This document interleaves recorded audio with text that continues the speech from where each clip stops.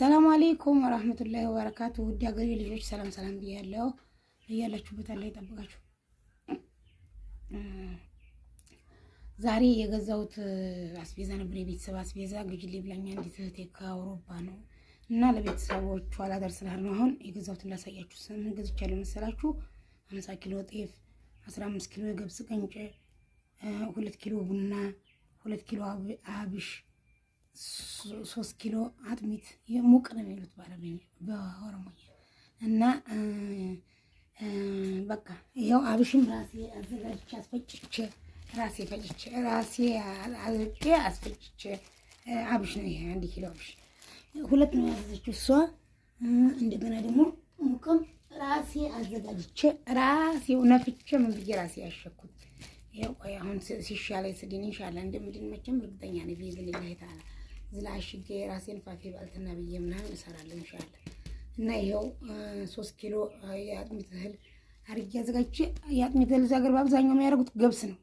ገብስ የተፈተገውን የገንፎውን ገብስ እኛ ጋር የገንፎ ገብስ የምንለው እዚህ የሙቅ ገብስ ይባላል። እና እኔ ደግሞ አደረኩት አጃ ነው አብዛኛውን ነገር አጃ፣ ለውዝም፣ አኩሪ አተርም፣ ጥቁር ጤፍም ትንሽ ጨምሬያለሁ። ገብስም ግን ዋናው መደበኛው እህል አጃ ነው። እና ይኸውላችሁ የሙቅ እህል እቃዎችም ደግሞ ፍንጃሎች ምናምን ግዢላቸው ብላኝ ገዝቻለሁ። ይኸው እነዚህ ፍንጃል አሁን እነዚህ እሽጋቸውን ምንድን ነበር ያሉት ሰራሚኮ። እሷ ደግሞ የተበለጨለጨ ነገር አልፈልግም እናት አባቴ ትልልቅ ስለሆኑ ብላኝ የገዛሁላት ሁሉም ነገር እንትን ያለ ነው። እና ይሄንን 12 ፍሬ የገዛሁ ለቤተሰብ ብላ ብርጭቆና ጆከም ግዢ አለችኝ። ይሄን እንትኑን ልገዛ ቢጠወሙን እሱን ደግሞ በብልጭልጭ ነው በነጭ የለም እና በብልጭልጭ ባልሆነ ሌላ ገዛሁላት። ሁሉም እንዴት እንደሚከበር ላሳያችሁ። ክብደቱ ወላሂ ያንን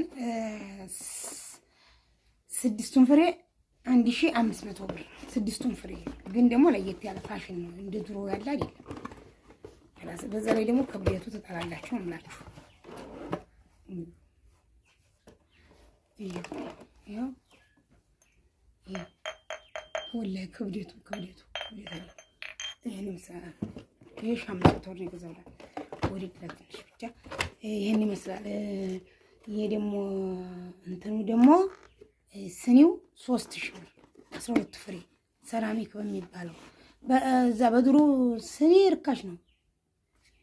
በድሮ ስኒ ርካሽ ነው። በዝም ብሎ ኖርማል ይሄ ቡና ቤት ቡና በመንገድ በሚሸጡበት እሱ ርካሽ ነው። 400 ብር 300 ብር ነበር። ይሄ ግን ውድ ነው። እሺ ሌላ በቃ ቆይ ቪዲዮ ካሜራ ዙሪያ ያሳያችኋለሁ። ይሄ ደግሞ የሾርባ ሳህን 10 ፍሬ እስቲ ቆይ 1 2 3 4 5 6 7 8 9 10 ይሁን። ደግሞ የወጥ ሾርባ የወጥ ማቅረቢያዎች ይሁን የሾርባ ይሁን የሰላጣ ይሁን ብቻ ይሆናሉ። እነዚህ ጆክ ደግሞ የሾርባ ማንኪያ የወጥ ማንኪያ ሹካ ምናምን ሁላ ገዝቼላታለሁ። ይኸው ሰው ብቻ እንዲህ ካሜራውን አስገብቼዋለሁ። ለወጣቸው ኩዬ ነው ወዶች እዩ። ጀርባውን እያሳየ ነው ካሜራውን አያችሁ። ይሄንን ሁለት አሁን ይሄን አላዘዘችኝም ግን እዛ አብሮ ስለተገዛ መታውሽ ነበር ግን ትንሽ ስለሆነ እነዛ እንዲላክ ብዬ ይኸው 2 ወዛን ነው። ከዛ ሾካ ማንኪያ 2 የሾርባ ማንኪያ 2 6 ፍሬ ማለት ነው 12 ፍሬ ነው። እና ይሄን ይመስላል። ጆክ ደግሞ አለች። ጆክቱን ታያችሁ። ጆክቱ ደግሞ በደንብ ቁጭ ያላል ብላ አልወደድኳትም ነበረ። እንግዲህ ምንም ማድረግ አይቻልም። ለውጣው ይወት ነጭ ይሁን ሊብላ ነው እንጂ ፎቶን ሲቸከለ ነበር የሚያማምር ነበር። 6 ፍሬ ይዞ እንትኖቹ ማለት ነው እንዳለ በፍሊን ሆኖ እንትን ብለው እንትን የሚለው ይቅርብኝ አለች። ያው አውሮፓ አዲስ ብልጭልጭ ያው ድም ኢትዮጵያዊ ነን እዚህ ምን ሆኖ ምን ብልጭ ነገር ወልደውና እነሱም ትልልቆች ናቸው ይቅርብኝ አለችኝ። በቃ ይሄን ይመስላል። ቡናም ይሄው ቡና እንደውም ብትኑ ገዝቼ ለቅሜ ራሴ ሰፈር መዝኜ ነው እንትን ያሸኩት። ለምን ቁልጭ ያለ እንዲሆን ብዬ እናት አባቶቼ ሴት ልጅ የላቸውም ስላለችኝ እንዲመረቁ ብዬ እና ይሄን ይመስላል። ሌላ ደግሞ 10 ኪሎ ዱቄት አለኝ። 10 ኪሎ ዱቄት ማለት በ5 ኪሎ የታሸገ ኤቻ የሚባል ይሄው ይሄን 10 ኪሎ ገዝቻለሁ። 5 ማለት ነው 50 ኪሎ ጤፍ አለ። ቆይ አሁን አዙሬ ካሜራ ላሳያችሁ ነው። እሺ በቃ ይሄን ይመስላል። አሁን ልወጣ ነው። ለባብሻለሁ ኢንሻአላህ። እና በቃ ይሄንን የሚመስለው በፌስታል ስለተሸገሸገ ስለተከለከለ ምንድን ነው ያርገኝ? አሁን ስለተሸሸገ ማለት ምንድን ነው? ስለታገደ ስለተከለከለ አሁን ሁሉንም በፌስታል እየቋጠርኩኝ ማዳበሪያ ውስጥ ጨምሬ አንድ ማዳበሪያ ጤፉ አለ 50 ኪሎ ተሰፍተው ነው የሰጠው። ወፍጮ ቤት አልፈታውም። እንዴ ያለ እንዴ እውነት ለመናገር ባይፈታ ኑሮ ባይታሸግ ኑሮ ልለፋላችሁ ነበር ወላሂ።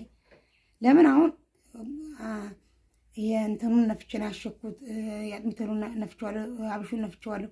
ፊኖ ዱቄቱ ምሽግ ነው፣ የጤፍ ዱቄቱ ምሽግ ነው። ባይታሸግ ግን ፈትቼ ነፋው ነበር፣ ይመርቆኝ ነበር። ለዛ በቃ ደግሞ አንድ መስገጃ አላት እና ይሄ ሁላ የ30 ሺህ ብር ነው። የ30 ሺህ ብር ዕቃ ነው። የትራንስፖርት ለብቻው ልካልኛል፣ ለእኔ ደግሞ ለብቻዋ ሰጠኛለች። በረካሁኝ እኔ ይሄንን ከገበያው ከምገዛበት አንድ ብር አልጨምርም። ለምን እኔ ሱቅ የለኝም፣ ገዝቼ መስጠት ነው። እሷ ለእኔ ብር ልካልኛለች፣ ብር ሌላ ብር ማለት ነው። አሁን አስቤዛ ስጭልን ለቤተሰብ ብትሉ እኔ ይሄንን ገዝቼው ሁሉም የገዛሁባትን ለእሷ መዝግቤ ልካለሁ። አሁን ለምሳሌ ይቺ አንድ ፍሬ አሁን ይቺ 500 ብር ናት። ይቺ አንድ ፍሬ ለምሳሌ ይቺ 250 ናት። ሹካ እዛም 250 ነው፣ እዚህም 250 ነው። አሁን ግን እሷ ደስ የሚለው ብር ልካልኛለች። ብር ባትልክ ግን ይሄ ስራ ውሃ ቅዳ ውሃ መልስ ስለሚሆነው ማለት ነው። ለዛ ይሄን ይመስላል። አላኩልሃል አሁን ልወስድ ነው በቃ። ዛሬ እሑድ ነው። ሳላደርስ አይመሽም። ነገ ቪዲዮውን እለቀዋለሁ ውዶችዬ። ስገዛ የነበረውን ቪዲዮም ዛሬ ለቅቄዋለሁ። እንግዲህ ስቀለል ሲለኝ እንደምታውቁት እኔ ስራ መፍታት አልወድም፣ እያመመ የሆኑ ነኝ እና ነገሮቹን ግማሾቹን ብዙዎቹን የጀመርኳቸው ፊት ነው። ታምሜትቸው ከርሜ ነው። አሁን ሻል ሲለኝ እንግዲህ የሮመዳኑም ደረሰ ላድርስ ብዬ ነው። እና ይሄን ይመስላል ውዶችዬ። አሁን ደግሞ ካሜራ አዙሬ ላሳያችሁ ይሄ ማለት ነው። ይኸው እንዳያሳየኋችሁ ይኸው ፍንጃሉ ይኸው እንዳለ እንግዲህ ያዘችኝ ዱቄቶቹ ይኸው የአጥሚት እህሎቹና ቡናው ደግሞ አንድ ጉድ ልንገራችሁ ውዶችዬ። አንዲት እህቴ አስቤዛ ግዢና ለቤተሰቡ ሰጅልኝ ብላኝ አስገዝታኝ ብዙ ነገር። አይ ያስገዛውሽ ለአንቺ ነው፣ ከዚህ በኋላ ማትፈልጊው ነገር እንዲያትገዢ አቆሚ ያለችኝ እና የኔን ቡና አብሬ አውጥቼው አብሮ የተቀመጠ ስለነበር ከፌስታል ሰዋታ ለዛ ነው ይኸው አነሳሁት እና ይሄ አንድ ደግሞ መስገጃ አላት እዛ። ይኸው መስገጃ እንዳረኩኝ ለእናቷ ብር ተረፈና አንድ መስገጃ አንድ የሆነ ነገር አድርጊ ይሻልኩኝ ከመደበችው ማለት ነው። ይቺ 3 ኪሎ አጥሚት በቃ። ይሄኛው ደግሞ 15 ኪሎ ቅንጨ የገብስ ማለት ነው። ይሄው ደግሞ ጤፉ 50 ኪሎ ጤፍ ይሰላችሁ ይሳ ወፍጮ ቤት እንደመጣ ነው እንትን ያልኩት። ይሄው 50 ኪሎ ብለው እንደሰጡኝ ነው። እኔ አልፈታሁም አላየሁም።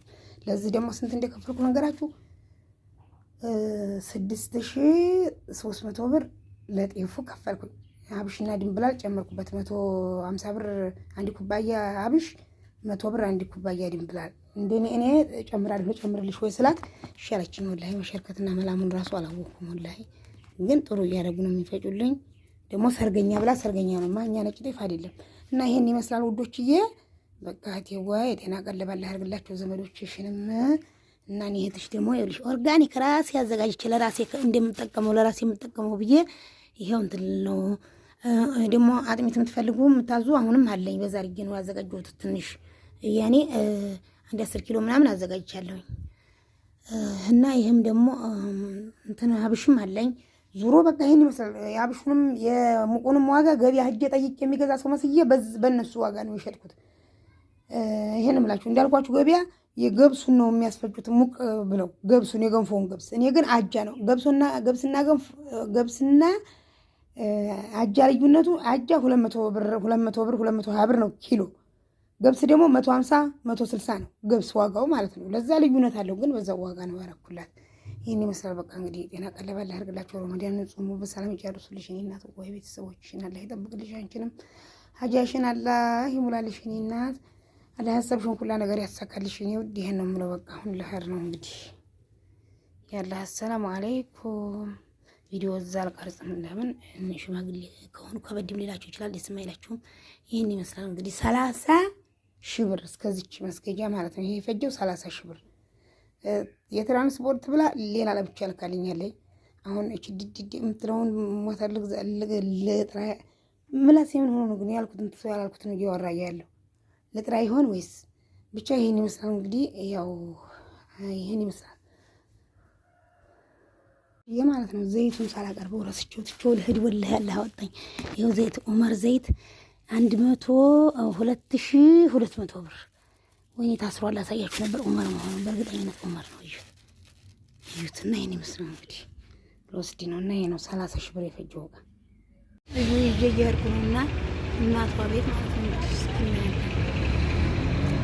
አድርሻ እናትና አባቶቿን አይቼ ማለት ምን ይዤው ነው ደግሞ ተዘጋ አቦ ሂጃቤ ራሱ ተፈታ እና ይሄን ይመስላል። የረሳው ነገር እንዳይኖረኝ ዘይቱን ረስቼ በመጨረሻ አይደለም ያወጣው ለወጣ ስል ባጃጁ ከመጣ በኋላ ማሪበት ሰፈር ደግሞ ስሙ አጅብ ነው። ዳንድ ቦሩ የሚባል ቤት ነው። ዳንድ ቦሩ ነው የምንሄደው እና አሁን በዚህ መምጣታችን ይርቃል። ልጅቱ ትምጣና ዳንድ ቦሩ ነው የምንሄደው አለ እንዴው ዳንድ ቦሩ ዝቅር ነው ቅርብ ነው። እና እዛ ነው የምንሄደው። በቃ ልጅ ጠበቅ ነው ልጅ ዛኝ የምትሄድ